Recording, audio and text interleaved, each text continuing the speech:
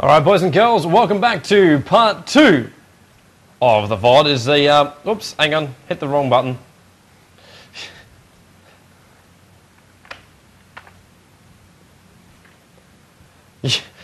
I was like, what the hell are you pausing? My bad, my bad. Alright, so he has actually gone unstuck. He has actually gone unstuck, and VS is moving again. So to do a bit of a recap, for all the people who are listening in live, and for all the people who are tuning into the second VOD going, why is Toby just basically like lost all hope? Basically, we've been here for the past hour or so just trying to get VS unstuck. He wouldn't move, so he has gone unstuck. There was a bit of a battle. We did actually lose one player recently, so it was, yeah, bad gank up on top. So basically, yeah, 19 minutes and 24 seconds into this game, we are rolling off again. This is the final match. Final decider. It will be played tonight. There is no delays. ADC has already run overtime, so this must be completed tonight. And last thing we actually saw was Morphling farming up like an absolute yeah, him. They also killed Roshan at about this point as well, but LGD should be a little bit more on the ball for this one now, so might not be an opening for Scythe to actually do so.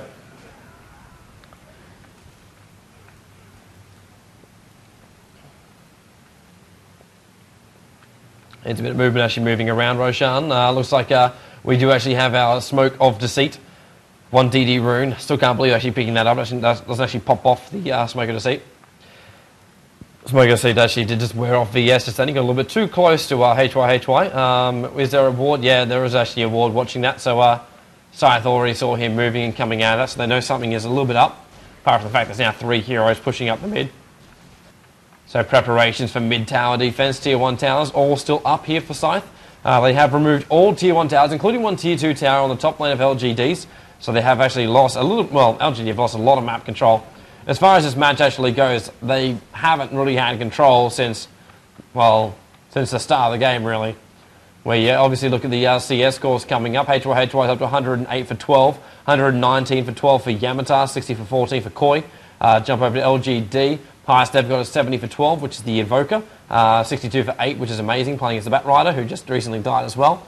And 47 for 5, 30 for 5, and 24 for 1 coming out for the other 3 heroes for LGD. There's a bit of a push coming finally onto the mid side. Now they're going to try and bring in the tier 1 tower. Blink goes across. Puck with the ulti. Warring Rift going off as well. HO is under a lot of attack right now. Already with the Illusionary Orb doing a lot of damage. Koi got the last hit. Yamatar trying to get himself in range of Prophet, who is moving himself back very, very fast. Going for the TP. Gets stunned on the way heck out. 1 hit, 2 hit. Roy gets the last hit on that one. So Koi and Roy both teaming up for that guy. And now the push will come to the tier 2 tower in the middle lane with a DD rune on the back of the Shadow Feed. We'll be quite happy to push this one through. 8 to 12. Firefly already coming up there, trying to slow down this approach of the Scourge. Not going to slow him down though, waving straight over the top. Puck Illusionary orbing over the top too. Amazing takes a fall, and the tier 2 tower should go down here in the middle lane. And maybe, even with this many people going down, they might push it out. No, SF has to TP himself back to try and help push out this bottom lane. He might get one. Can he?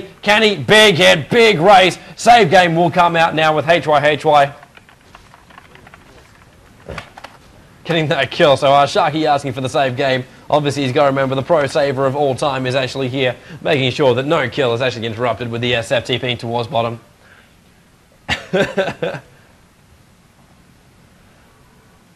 So it's 8 to 14 right now, 2 down for the Sentinel side.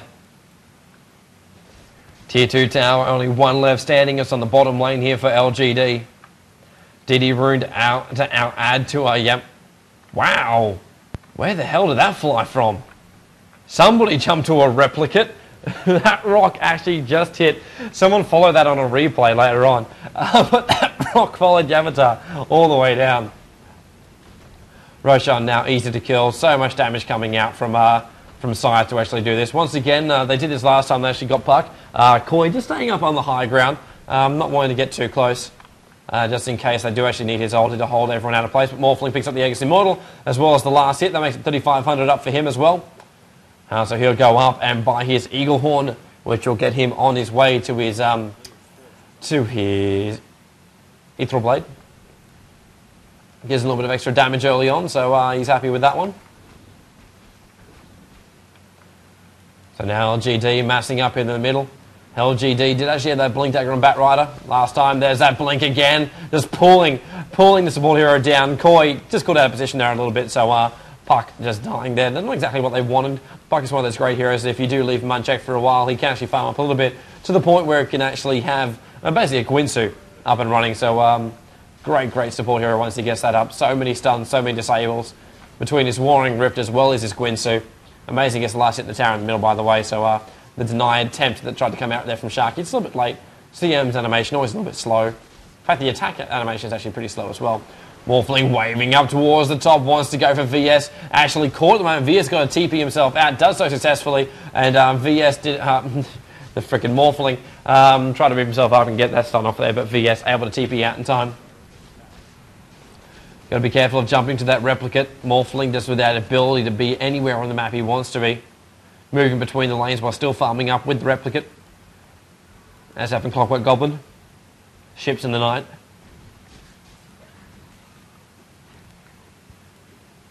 Prophet helping to push out that bottom lane. Prophet's going to be very instrumental here for LGD if they actually want to keep these lanes pushed out. If they want to try and keep any form of map control up, Prophet is going to be it. That is literally his role. Map control is his role.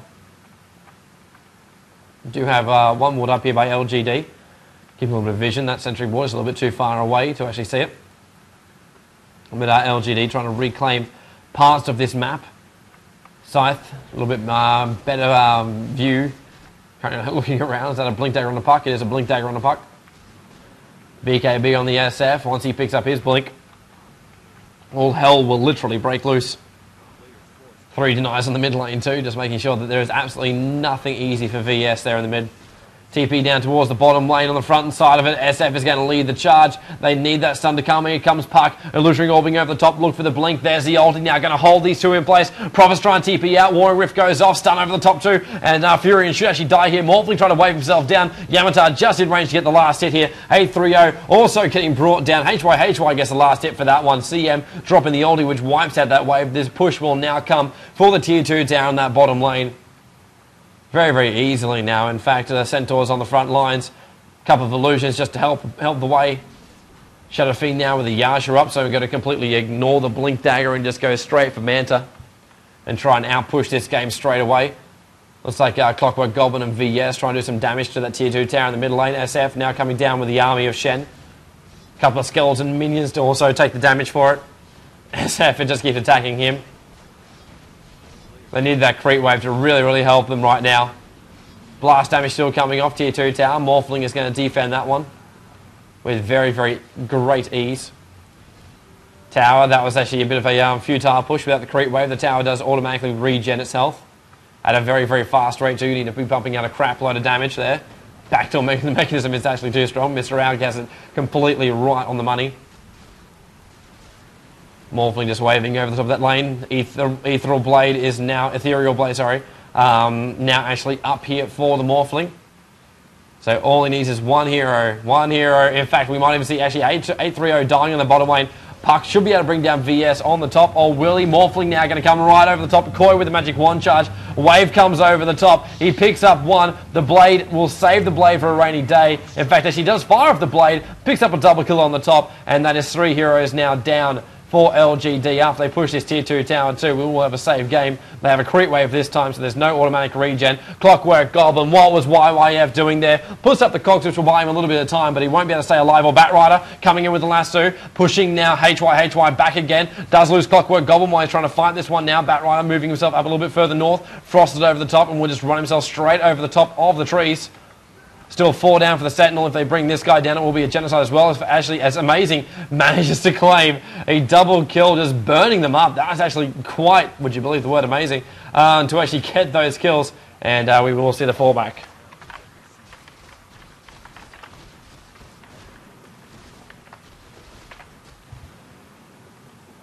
So 11-20 we're currently sitting at. It is still in favour of Scythe.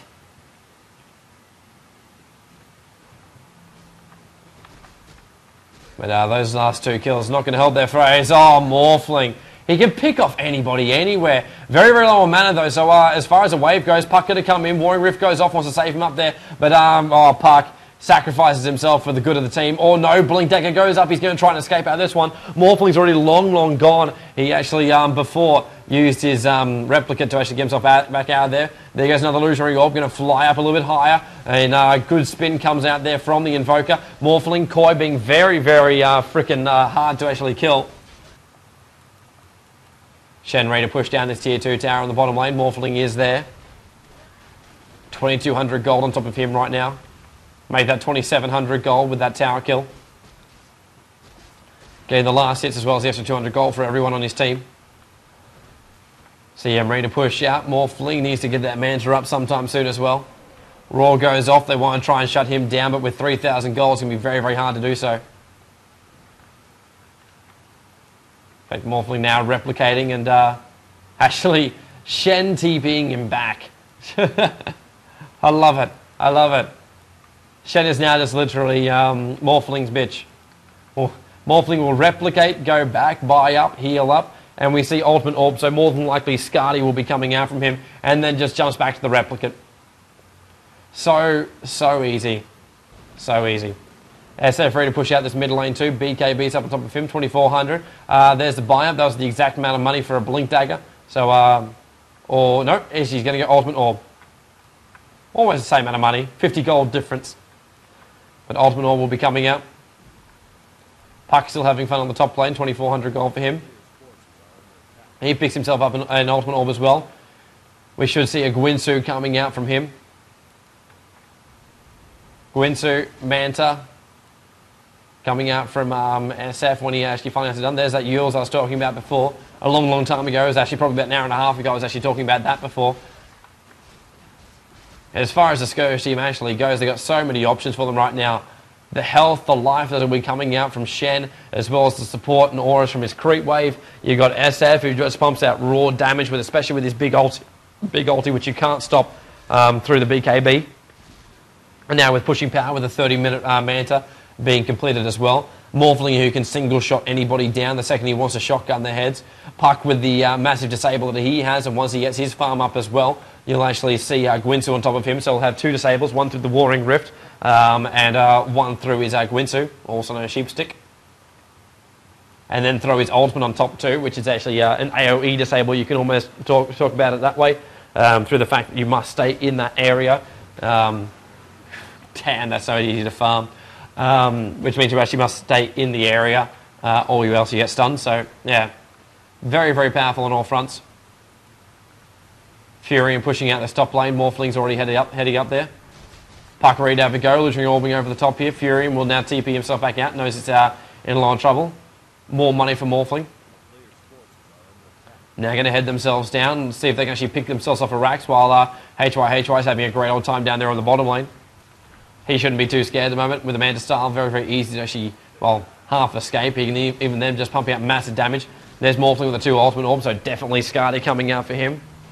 12 to 21, 31 minutes into this game, and he's almost completed a Skadi. This is just damaging.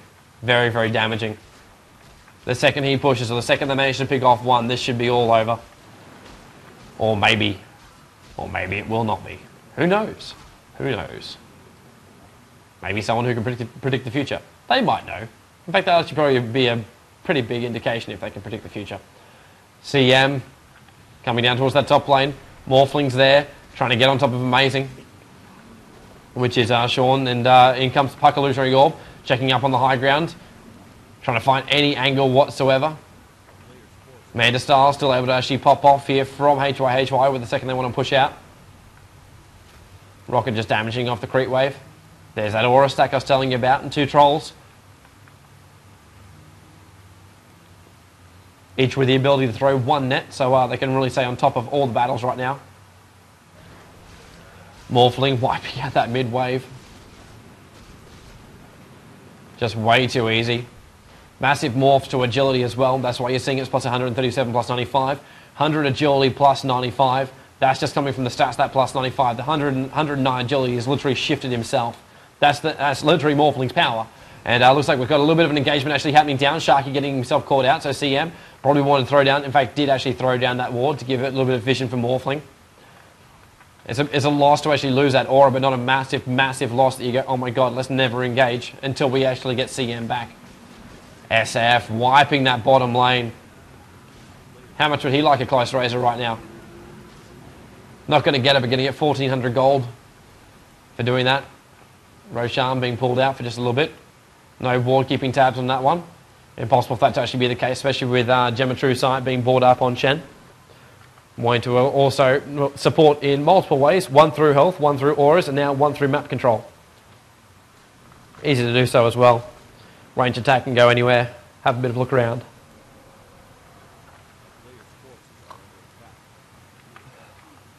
Morphling looking to actually engage here in the middle lane if they can pick one off.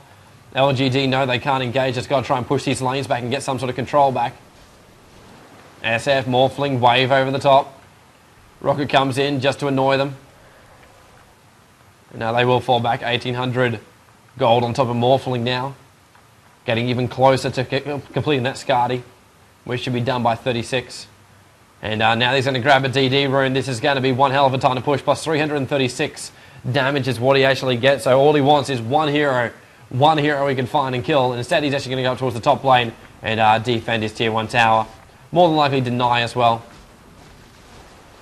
So waves himself up, and that's going to be even more fun for the big Morphling. Jumps to his replicate as well. And now that he's pushed out that top, he will now kill Roshan. So it's actually... that was actually one hell of a distraction. Clockwork, Invoker, VS. TV support just went out from Batrider. He went down back towards bottom, but that was actually bait to drag everybody up towards the top. So they'd actually have everything open for them on the... for fucking 2 DDs. For Roshan when they try to kill him.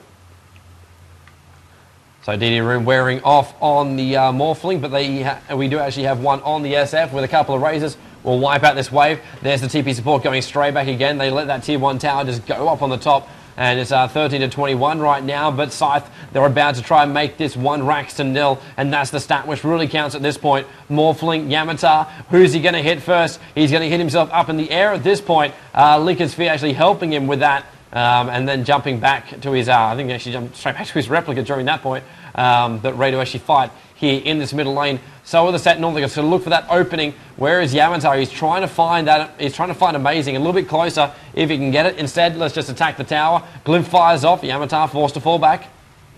Mech should pop off sometime soon as well. SF right in the midst of it right now. Spin goes up. SF, the real one, actually flies up in the air. Mana leaking him out. Morphling still attacking that tower. Tier 3 tower almost down, 35 minutes. There goes the wall of trees. Yamatar just waves himself straight back out of that one. Centaur's taking the brunt of it on the front lines, while the Dark Troll Warlords were trying to do damage towards that tower. And now we will actually see Scythe fall themselves back.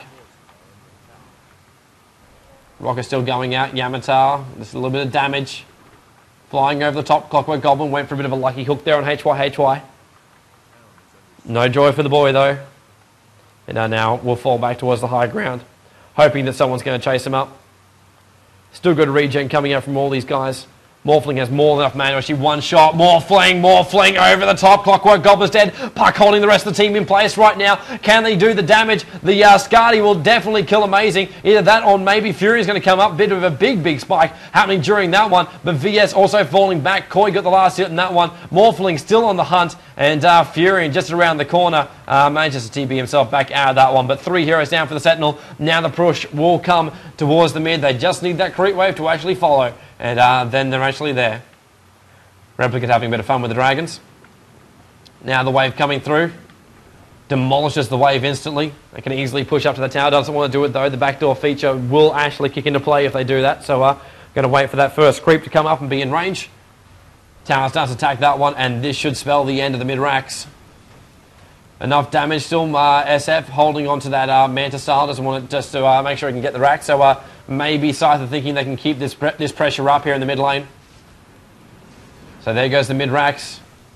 Trent's coming up to give a bit of a hand. One blade over the top. Replicates himself back out of there. And Furion is dead again. And calling for the save. We will do it once everybody's out of trouble. Batrider still in the back of Shen. And Roy still moving back. And will now get caught in the cogs and actually die.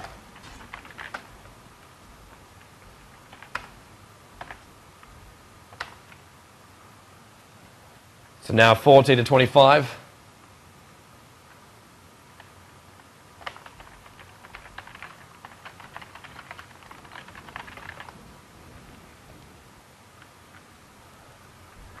So 38 minutes into the game now. And there's that mid racks going down. So Scythe looking in a very good position. This big area here, that is not what LGD wanted. They're currently in a very, very bad position. As Puck, illusionary orbing over that top there. Don't think he had anything to back it up with after that mana leak came through. He's only got 300 mana, so had to fall himself back there. Got to be careful of Morphling though. Oh, actually, what was SF just buying up? Hyperstone. Possible Assault Cuirass coming up. Even then, in the meantime, that's still a crap load of damage that will be coming from him. Puck with Illusionary Orb, 3,300 gold on top of him, so enough for a Mystic Staff to actually help him complete that Gwinsu that he requires. VS running around trying to get some sort of map control back here. Running around with the Geometry Sight. Looks like Morphling going to go for a Butterfly as his next item. Already got Blade, Lincoln, Skadi at 39 minutes, so want to grab an Eagle Horn as well and try and actually complete it off with a Butterfly. So just attacking down. He doesn't even need to wave over this at the moment. Save that for a rainy day. It's literally 2 hit for each Trenet. Maybe 2 and a bit. 2 and a bit. Did a little bit more damage there to actually get a 2 hit on each of those guys. Roar comes off, Blink goes off, going to try and lasso him, wave himself back out there, does even more damage to Batrider while that actually happened. Yamatar now he's managed to avoid that one, and now also just managing to miss the mana leak on top of the whirlwind, just flying straight at him from Invoker. Couple of Razor hits. Scythe doing what they should be doing right now. That's exactly what they did to actually win the last game too. Playing very, very smart, keep the pressure on the bottom lane, keeping 2 big heroes there as well, while leaving 1 hero. Actually, no, Fury's just keeping that lane pushed out. But basically keeping the pressure on this lane while the middle lane pushes itself out with the Super Seismic Creeps, forcing him to actually go off. Morphling waves up. Wave is already gone now on the bottom lane, but they're going to have to switch themselves over towards the mid sometimes. And Clockwork Goblin actually goes in. He wanted to go in. The Blade is there. The Blast is there. And still the Agency models up. SF drops the ulti as well. CM fighting in the middle of his ulti is not a good thing for Batrider. Even have the Replica Chicken actually moving themselves back. He replicated the Hex went on the wrong freaking person. And now just diving themselves through. HY uses the Meta Star, pops on from the other side of the trees, and Tornado does go up a little bit, pulls SF up into the trees, and will not be enough. And there goes the Yules, buying him a little bit more time. VS swap out, and VS will sacrifice his own life for that one, but Clockwork Goblin right in the middle of it too. Roy goes down. ZMSJ managed to get the kill on that one. HY still on the blood hunt, managed to pull down CH. So Blade over the top, Wave, dead, Yamatar, too strong, Wave, again, Illusionary Orb, Yamatar, double kill, everyone's dying. GG call comes out. LGD will claim 3rd place in the Asian Dota Championships, and we will see Scythe going forward to actually face Nirvana MY in the grand final of the Asian Dota Championships, which will be played at a date we don't know yet, but it will be sometime soon. This is myself, Tobi Wan, Kenobi, wishing you a very, very good day. I must run, work to actually do, and hopefully you all enjoyed yourself very, very much, and I look forward to your company next time here on CyberGamer TV.